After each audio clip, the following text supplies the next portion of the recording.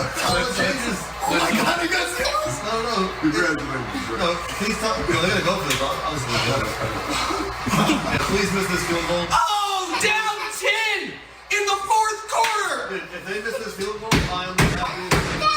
Yes! Yes! Yo, is it over under 15 half? Patrick! Oh! Is the game over?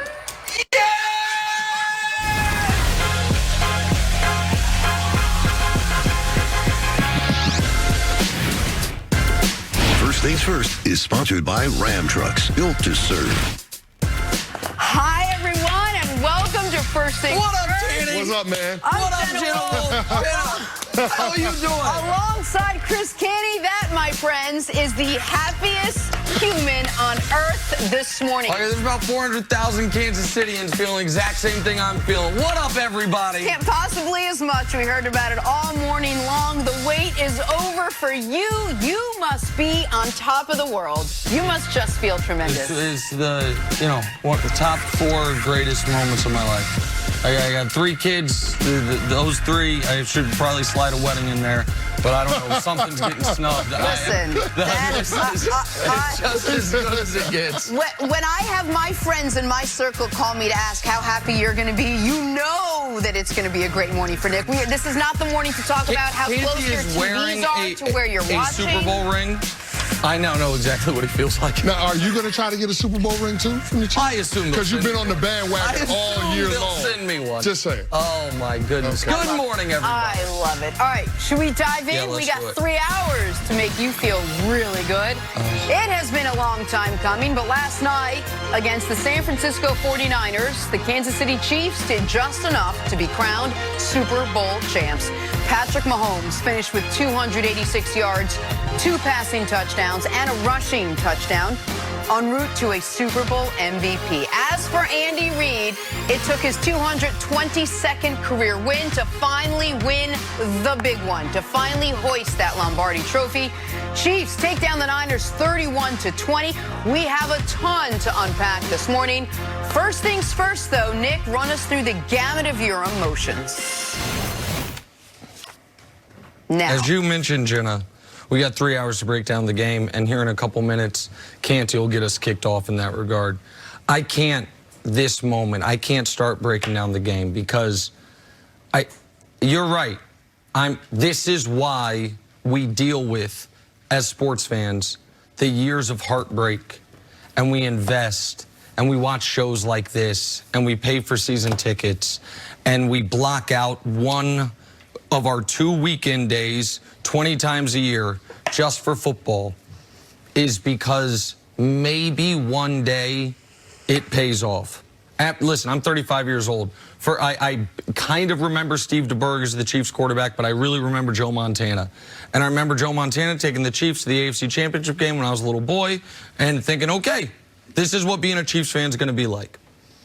And between Montana and Mahomes, there was Bono, there was Gerbach, there was Trent Green, who was good, there was Damon Heward, who was not, there was Tyler Thigpen, who was an abomination, there was Matt Castle, who was frustrating, there was Alex Smith, who I like, but couldn't get you there. You had Marty Schottenheimer, you had Gunther Cunningham, you had Dick Vermeil, who had great moments, you had Herm Edwards, who I like, you have Todd Haley, who I was friends with, you had Romeo Crennel, who's a nice man, but that's about it. And then you had Andy Reid. After post-Montana, you had a game at home when you were 13-3 and you lost by 3 when you missed 3 field goals, including 1 at the gun. You had a game in the fourth quarter when you had the lead after 13-3 and John Elway led the Broncos on a fourth quarter comeback. You had the no punt game. People know what that is. The Andrew Luck 28-point comeback game. The game against the Steelers where we scored 2 touchdowns. They scored 0 and we lost. The Marcus Mariota touchdown pass to himself game. The D Ford game. And now you've got the Patrick bleeping Mahomes game. Because he wasn't great until he absolutely had to be. And finally, after a Chiefs team that for 25 years had great defenses led by Derek Thomas and Neil Smith and Dale Carter, but no offenses. And great offenses led by Trent Green and Priest Holmes and Hall of Fame offensive linemen, but no defenses.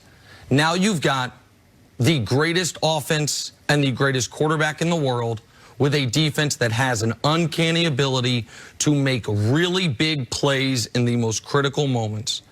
And that, my friends, that, my fellow Kansas Cityans, is why for the first time in a half century, we're the champions of the world. And I am over the moon right now, Chris Canty. And now, Jenna, I don't know if that was any analysis whatsoever, but that's how I feel. No, just to peel back the curtain a little bit, Chris Canty walked into our morning meeting with a Super Bowl ring, having won a Super Bowl, looked at Nick and said, congratulations. Yes. That's how you know how much this meant to Nick. All right, so Chris, can you break it down a little bit? How did the Kansas City Chiefs, in fact, win this game? Well, it's a team that didn't flinch, and we talked about how the Kansas City had double-digit deficits in each of the playoffs games that they had played coming into the Super Bowl, and they were able to overcome them. Now, typically, we see them do that with huge second quarters. They waited until the last possible opportunity to turn it on. And, Jenna, to me, what happened was Pat Mahomes being great.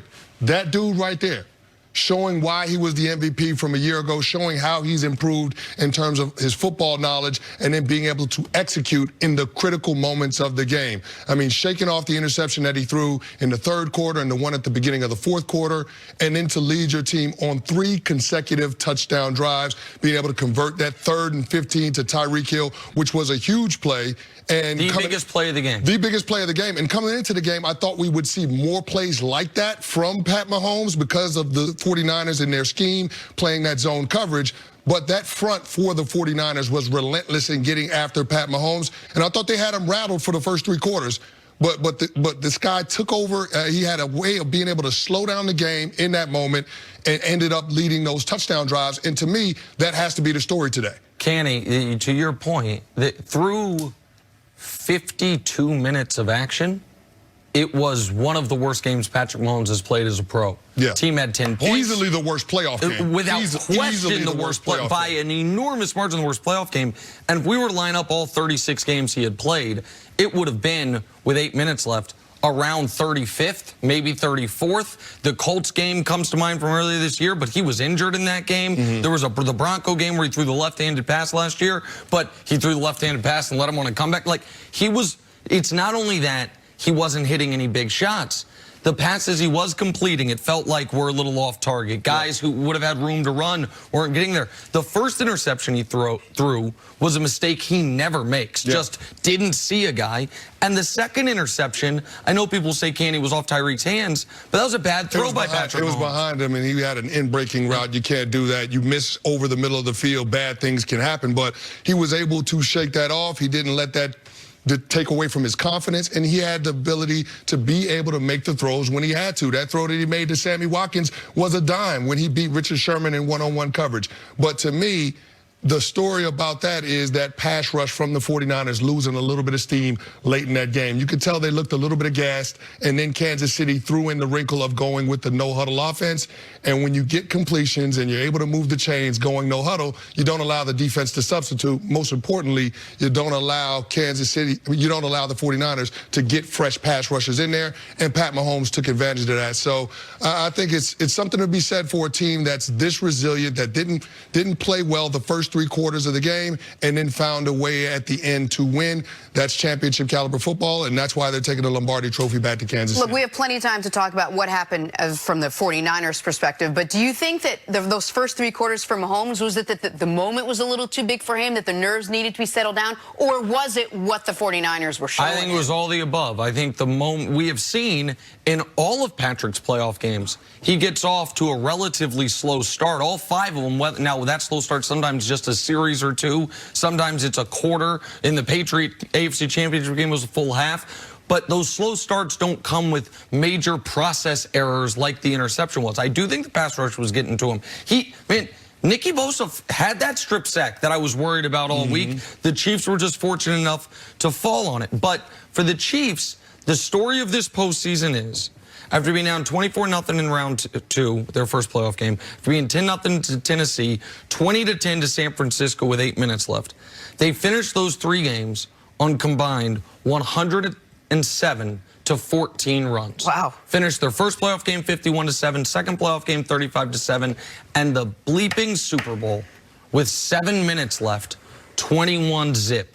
That is how they did it, and the reason those players believed they could do it was because of number 15, and they delivered the ultimate football glory to their beloved head coach, Andy Reid. Yep, for the Chiefs, 3 double-digit comeback wins this postseason en route to Super Bowl 54. En route to 3 double-digit wins. Double-digit wins, exactly. All right, time now for us to go viral this morning. Check out this guy sleeping at the Super Bowl during the first quarter. It's a bad beat. Hold on. It's a bad beat.